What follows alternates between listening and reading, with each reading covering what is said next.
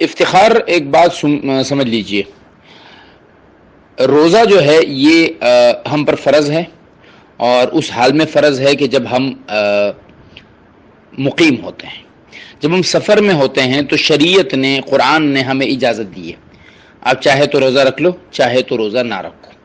آج نہیں رکھو گے تو پھر جب آپ مقیم ہو جاؤ گے تو پھر روزہ رکھنا آپ کے ذمہ لازم ہوگا، اس کی قضا کرنا لازم ہے۔ اب ایک آدمی کہتا ہے جی میرا سفر ہی مشکل نہیں ہے، میں تو بالکل مزے میں ہوں اور بالکل سہولت میں ہوں، وقت پہ بھی کوئی دقت نہیں ہے، کھانے پینے میں کوئی دقت نہیں ہے، لہٰذا میں روزہ رکھ رہا ہوں۔ بہت اچھی بات ہے، ثواب ہوگا انشاءاللہ، اس میں اجر ہوگا۔